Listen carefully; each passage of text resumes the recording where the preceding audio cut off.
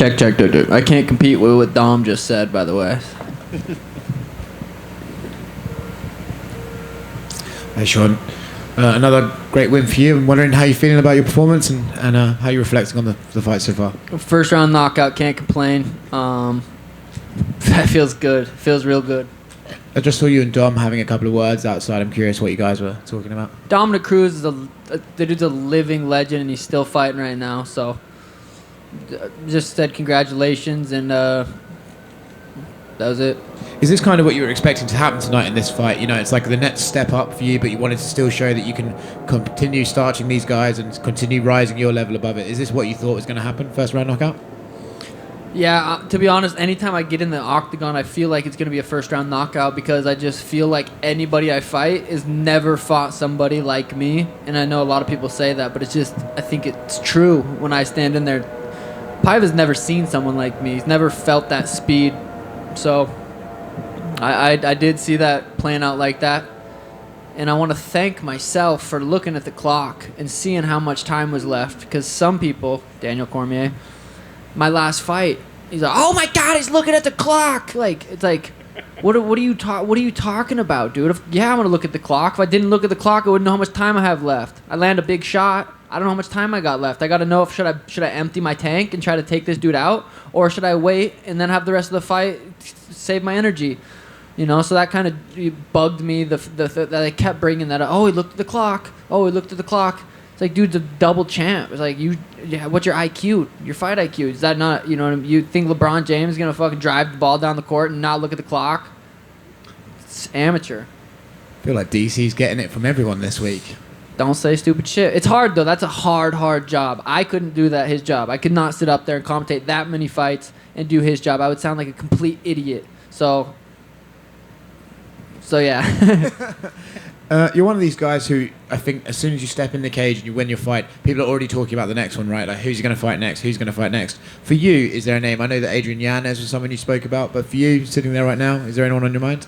No, I don't not want to. I fought 3 times last year, 3 times this year. I feel like every day I just have the fight coming up. So I'm just gonna enjoy this and try to not book a fight and just enjoy being with my family and my little princess. And you know, I'm sure I'll fight in March, April. Who will it be? I don't know. It doesn't really matter as long as the Sugar Show is fighting. I don't really think people care too much who I'm fighting. First time you're at a press conference this week, the whole thing, does it feel like, I said about raising the level in your fights, does it feel like you're starting to raise your level in the promotion, right? You're starting to become one of the bigger names. I know you already have been, but does this week feel like you're taking that to the next level? Yeah, you know, the press conference was really cool. I planned on going there and kind of stealing the show, and I think I did that. I'm in the fight business. A lot of these guys are in the fight game. I'm in the fight business, and I just happen to be really good at fighting. So, you know, I'm just enjoying this whole process. And just to go off of that, obviously you and Cody got into it at the press. I'm wondering if you saw his fight tonight and what you thought of it. Yeah, I did. You know, Cody's also, you know, a legend in his own right, and I'm not going to sit up here and say anything negative about him. He's probably going to have a rough couple days, couple weeks, whatever it's going to be. Nothing really to say about it. Thanks, Sean. Congrats, Sean. Thank you. You mentioned the DC thing, and I find that this is sort of a trend with you. Does it almost make you funny the way that people try to nitpick you and like all the little holes they're looking for to sort of point to? I've always felt like DC wants me to lose. I just don't. I don't know. I could be completely wrong. I just sat down with him the other day, and you know, it's not like he doesn't like me personally. I just feel like he kind of wants to see me lose. I don't know what it is. If I remind him of a young John Jones. But for some reason, I feel like he wants me to lose, and there's certain things he says when he's commentating. But also, like I said, commentating will be a really hard job, and maybe I'm just taking it personal and being a pussy. Sure, I mean more like a broader scale, just in general, the MMA fan base, people in the MMA world. It seems like people really try to nitpick anything they can find from you. Is that something you've noticed? That means I'm doing it right. If everyone just loved me, then I probably wouldn't be as big as I am. I think there's only probably one person that everyone loves, and that's Ty Tuivasa. Ty, whatever, you know what I mean? You got it. I think he's the only one. How could you not like that guy? But for me, you know, I can see how people don't like, you know, they don't like me, but I guarantee they watched me tonight. I guarantee they did not turn the TV. They didn't get up to go to the bathroom. They probably weren't even eating or drinking. I bet they were locked into that TV when I was fighting. Well, to piggyback off that, you actually now with this one tonight tied for the second most knockouts in bantamweight history in the UFC. Is that wild to you to already have that? Yeah, that is pretty crazy because, I still got 15, 20 fights left in my career, I would say. Something around there. That might be a lot. But, yeah, that is pretty crazy. Well, how many... What am I at and what's the record? 5. And the record's 7, I believe. Well, I knocked out Thomas twice, so I'm at 6. And last one from me. You mentioned the rib injury in the cage, or Rogan did, and you talked about it.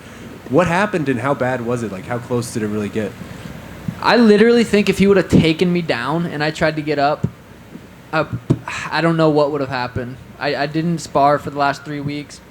I was grappling, and the guy had a body lock on he had my back, had a body lock. I went to turn, he squeezed it at the same time. Nothing crazy, just grappling, and my rib just.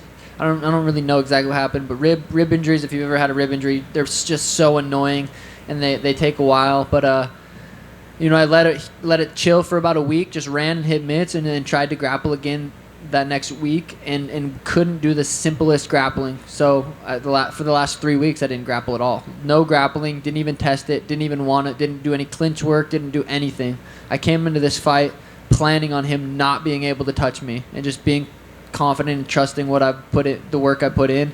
So that was really, and I'm proud of myself for having the mindset to be able to come in here and just know that. Sean, right here. The story coming out of your last fight was you set all these records for like total output in a fight. The first round, as long as it lasted, you seemed much more patient in there to pick your shots. Was that a product of not being able to spar, or did you come in here knowing that you would probably kind of approach this fight a lot slower?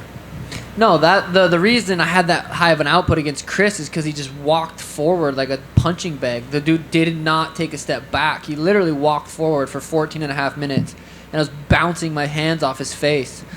Paiva didn't. I plan on Paiva pressuring me and coming forward, and I think that's what his game plan was, but it's a lot harder to do against me when you get in there. Like, you can say I'm going to get in there and pressure him, but he had trouble doing it. I don't know. I felt every fight's going to be different, and if someone's going to continuously walk forward, I have the gas tank, and I can do put the output out to bounce my hands off their face for that long, but I didn't need to tonight. What were you guys saying to each other at the end? I saw you guys kind of hugging it out. I just said, you're a tough dude, just keep fighting, but I just, said it was nothing but respect for him, and anybody I fight, I feel the same way. I feel like that with anybody on the UFC roster. Just told him to keep fighting, and he's tough. And finally, when they raised your hand and they announced that you were the winner, your eyes were closed and you kind of looked like you were soaking it in, and then you opened your eyes, you were looking up. What was going through your mind? Yeah, I've done that the majority of my fights. I like to just, it's easier to go inwards when you're not taking all this in, and I just, closed my eyes and really was just enjoying that and feeling, hearing Bruce and just really just taking in the moment. There's Sean right here. Sean, if on Monday they have a number next to your name, what should your fans do with all their unranked champ merchandise? Well, it actually works out nice because the unranked champ, I'm 15-0 right now. The jerseys, the shirts, everything says 15, and if I'm ranked 15, it'll all be all right. It'll make sense. That was smart thinking. Another question. Dana White did an interview and he said, we're taking our time with Sean O'Malley. He's not Hamza Chimaev, was the example he gave. Was that fair, or did you feel like, I think I could be Dana? Dana's opinion isn't gonna, that's his opinion. I'm not gonna take anybody's opinion personal. So if that's what he thinks, he's the boss. I'm just gonna listen to Dana. He wants me to fight someone else, I'll fight someone else. If he doesn't, what he does with Chimaev is what he does. I didn't take it wrong at all. One of the things, obviously, you want more money for those other fights with the ranked guys and the bigger names. How often do you and your management, send that email along like, hey, can we renegotiate? I learned to not talk about fighter pay or any of that, so. Congrats. Thank you. Sean here in the back. You mentioned in the post-fight interview that you'd watched a bunch of Canelo fights, and that's what inspired you to sort of finish the way that you did. Could you sort of expand upon that a little bit? Is Canelo somebody who you take inspiration from or look up to in any way? Kind of. I mean, he's one of the best boxers in the world, probably of all time right now. But really, we were watching Prince Nassim, Roy Jones, Canelo, just watching a bunch of different boxers highlights before the fight. It's something we do every fight day. You know, we watched some of the greatest boxers and kickboxers, MMA strikers. We just watch their highlights and get ready for the fight. But yeah, watching those boxers just unload those combinations up against the ring's pretty cool, and it happened to work like that tonight. And what's your take on? There's a lot of MMA fighters crossing over into boxing and having some of these money fights. What's your take on all that? Yeah, boxing's a sweet sport. I don't really follow it closely, but I really enjoy boxing, just boxing, sparring, and that kind of stuff. So, I know what they did with Floyd and Conor was massive, and I think you have to be that massive of a star to do that. So, I'd like to continue growing my star and, doing something like that down the road. And last for me, you had a great quote just now about you're in the fight business, not the fight game. What would your advice be to young, aspiring, up-and-coming fighters who want to sort of make the kind of money that you do and have the kind of star power that you have?